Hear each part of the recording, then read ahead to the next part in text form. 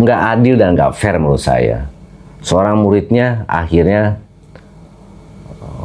menghabiskan waktu untuk menjalankan ritual agama dengan baik sebaik-baiknya. Tetapi seorang murid-muridnya ada dalam kehidupan yang miskin, bahkan untuk menyekolahkan anaknya aja bisa terjadi dan banyak terjadi, meminjam sana sini untuk menyekolahkan anaknya, untuk membeli pakaian anaknya. Dan guru-gurunya hidupnya layak, hidupnya baik, bahkan ada beberapa yang sampai mempunyai rumah besar dan mempunyai mobil yang mewah-mewah.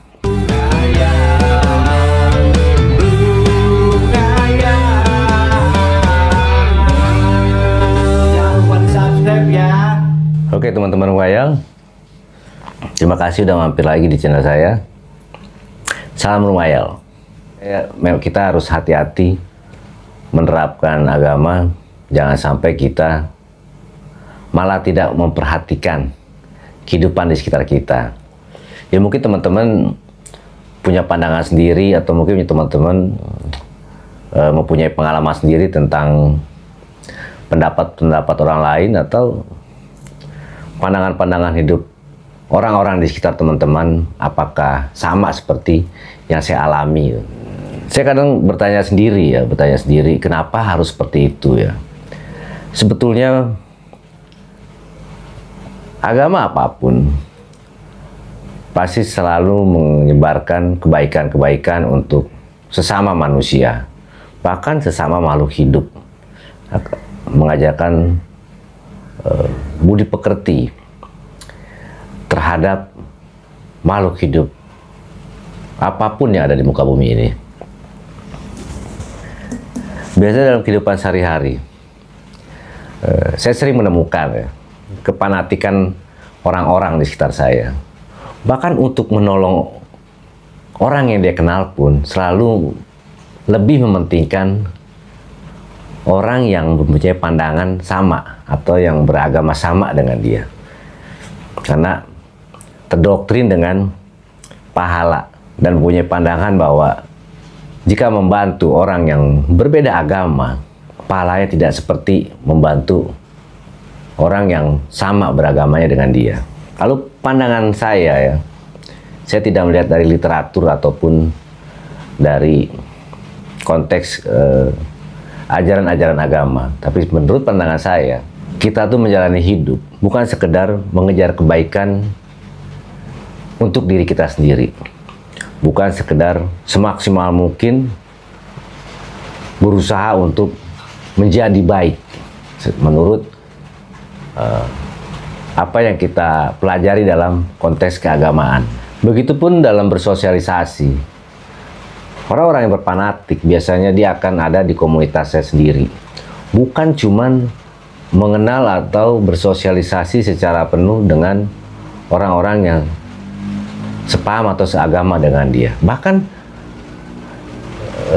walaupun beragama sama, dikarenakan banyaknya pandangan-pandangan atau golongan-golongan yang berbeda dalam menjalankan keagamaannya, mereka pun yang beragamanya sama sering memilih-milih. Contohnya misalkan jangan belajar di ulama A, jangan belajar di ulama B dikarenakan beda dengan kita. Seperti ya macam-macam lah alasannya. Sehingga terkadang untuk membantunya pun selalu memilih-milih. Padahal golongan yang berbeda menurut dia pandangannya itu yang orang yang dia kenal lebih sulit kehidupannya dibandingkan yang dia bantu tetapi satu golongan dengan dia. Dan itu sering saya melihat seperti itu, dan sering berargumentasi juga, bahkan sering juga mereka menjelaskan sesuai dengan pandangan hidup mereka. Menurut saya tidak baik kita berfanatik dalam beragama ya. Kita cukup mengimani, menjalankan sesuai dengan apa yang sudah diajarkan dan apa yang menurut kita memang baik untuk kita jalani. Tetapi kita juga tidak boleh menutup mata bahwa Orang yang mempunyai pendapat yang berbeda, orang yang memeluk agama berbeda dari kita, mereka pun harus kita bantu jika mereka mempunyai kesulitan dan kita mampu untuk membantunya. Membantu dari segi apapun, tenaga, pikiran, bahkan jika kita mempunyai uang, kita bisa membantu secara finansial mereka. Dan mayoritas ini ya, tidak semuanya juga sih, ada juga beberapa yang tidak. Orang-orang yang berfanatik, biasanya mereka hanya terfokus untuk mengejar keilmuan secara keagamaan. Dan mereka selalu mengedepankan, mengembangkan ajaran-ajaran keagamaan supaya dapat diterima oleh orang banyak. Tanpa mereka pikirkan masa depan bangsa dan negaranya. Kalau menurut pandangan saya, orang yang beragama, justru mereka harus memperjuangkan dan mengembangkan kemajuan bangsa dan negaranya. Contoh misalkan, contoh di saya aja lah, misalkan saya seorang yang berfanatik, teman-teman dalam agama yang saya anut. Saya cuma memikirkan diri saya sendiri untuk mengejar surga yang dijanjikan atau yang ada di dalam kitab suci. Kita wajib untuk mengimani bahwa surga dan neraka itu ada, menurut pendapat saya, yang menurut apa yang saya pelajari. Akan tetapi, saya juga harus melihat bahwa jika saya hanya memikirkan atau mempelajari agama dengan maksimal tanpa saya mempelajari pengetahuan lain, sehingga kehidupan saya dari lahir sampai saya mati, saya tidak punya kontribusi untuk bangsa dan negara saya, dan Tuhan pun menurut saya tidak akan memberikan sesuatu yang istimewa untuk diri saya. Jadi menurut saya, apa yang kita mampu dan kita pelajari, pengetahuan yang ada di muka bumi ini, dan kita implementasikan dalam hal profesi kita, dalam hal pekerjaan, dalam hal apapun yang kita tekuni, sekecil apapun profesi kita, menurut saya, kita mempunyai kontribusi untuk membangun suatu bangsa dan negara. Dalam hal bekerja pun, jika memang kita tidak ada di dalam struktur kenegaraan, kita tetap mempunyai kontribusi. Kenapa saya katakan begitu? Karena kita membangun perekonomian suatu bangsa. Karena jika dalam suatu bangsa dan negara, masyarakatnya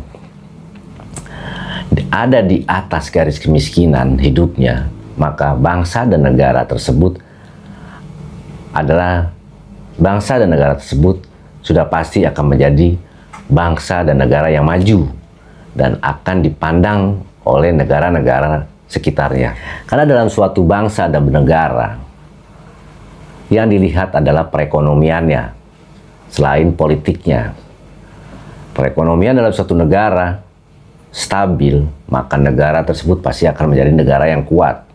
Dan seorang guru pun mengajarkan kepada murid-muridnya, guru-guru agama ya, mengajarkan kepada murid-muridnya sesuatu yang membangun, jangan sampai sesuatu yang menjadi hal yang negatif diterima kepada murid-muridnya, sehingga murid-muridnya tidak mempunyai keinginan untuk maju, membangun suatu peradaban untuk bangsa dan negaranya. Contoh misalkan, jika murid-muridnya ada kesulitan atau mungkin hidupnya di kelas menengah, bahkan ada sebagian di kelas di bawah garis kemiskinan misalkan. Biasanya beberapa oknum-oknum guru-guru agama yang mengajarkan murid-muridnya selalu mendoktrin tentang kesabaran dan selalu mendoktrin tentang pentingnya bersyukur dan pentingnya untuk mengejar kebahagiaan di akhirat. Jadi kata-kata yang paling mudah adalah sabar saja, syukuri apa yang kalian dapat. Yang penting kalian di dunia ini bisa makan walaupun hidupnya susah, walaupun hidupnya miskin, tetapi kalian mendapatkan surga di akhirat nanti. fokuskanlah dalam ritual keagamaan dengan baik. Kalian gak usah peduli dengan orang di sekitar kalian, saudara kalian yang kaya, teman-teman kalian yang kaya, teman-teman kalian yang hidupnya mempunyai rumah besar, mempunyai kendaraan yang bagus-bagus. Kalian gak usah pedulikan itu. Yang penting kalian fokus ritual keagamaan aja dengan baik, sehingga kalian nanti punya kebahagiaan sendiri di sana. Biarkanlah mereka bahagia di dunia, tapi kalian mempunyai kebahagiaan di akhirat nanti mendapatkan surga. Nah, itu adalah menurut saya ya, tidak bagus dan tidak baik. Karena seorang murid pasti akan selalu menangkap omongan-omongan seorang gurunya, sehingga mereka akan terdoktrin menjadi orang yang pemalas dan orang yang mempunyai harapan bahwa biarkanlah hidup di dunia ini saya seperti ini, miskin atau bla bla bla, tapi nanti saya mendapatkan surga, mempunyai kebahagiaan di surga. Ajaran-ajaran atau sesuatu yang sudah digariskan oleh Tuhan, kita harus imani dan kita harus jalankan supaya kita mendapatkan kebahagiaan di akhirat. Akan tetapi kita punya tanggung jawab, apalagi kita mempunyai fisik yang kuat, mempunyai akal pikiran yang masih sehat. Kita bukan orang gila, bukan orang yang tidak waras juga. Kita pun dapat belajar dengan baik. Kita punya tanggung jawab untuk membangun peradaban dunia, untuk membangun dan memajukan bangsa dan negara kita. Coba kalian pikirkan teman-teman ya. Saya juga pengen mengajak teman-teman untuk menganalisa dan mempelajari keadaan-keadaan di sekitar kita. Nggak adil dan nggak fair menurut saya. Seorang muridnya akhirnya menghabiskan waktu untuk menjalankan ritual agama dengan baik sebaik-baiknya.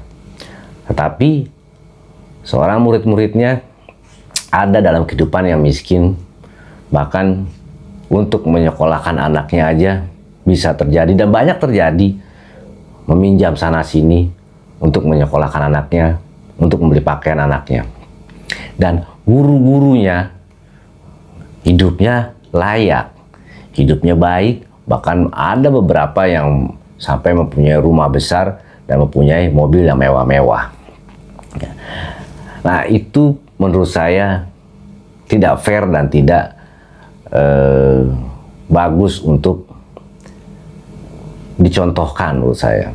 Dikarenakan bukan berarti seorang pengajar atau seorang panutan tidak boleh hidup sejahtera, bukan. Akan tetapi dalam hal ini adalah konteksnya cara menerapkan ajarannya tidak membangun pola pikir yang positif untuk murid-muridnya. Jadi cobalah untuk membangun sumber daya manusia menjadi lebih baik dan lebih maju. Karena jika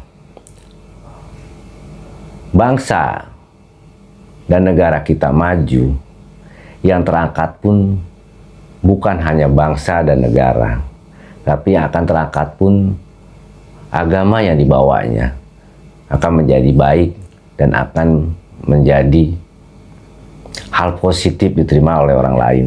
Pasti akan menilai positif kepada kita dan akan respect kepada kita, karena kita menjalankan kehidupan di dunia ini penuh dengan kebaikan-kebaikan dan selalu mengedepankan perilaku yang baik, tidak menghakimi orang lain dengan pendapat yang tidak bijaksana menurut saya. Kan banyak seperti itu.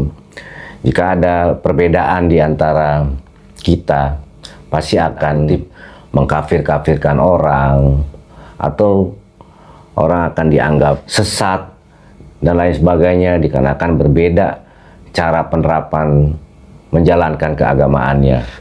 Jadi jangan sampai kita menjadi orang yang berfanatik beragama, tapi kita mempunyai sifat egois.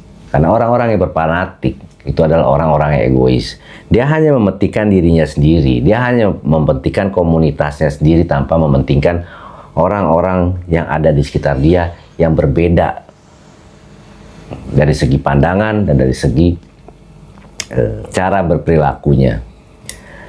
Karena dari segi pakaian pun juga sama. Jika orang-orang yang berpakaian modern misalkan tanpa menunjukkan keatributan keagamaannya, pasti akan dicap tidak baik, pasti akan dihakimi bahwa mereka itu tidak menjalankan agama dengan baik. Karena saya menjalankan kehidupan ini seperti itu, teman-teman.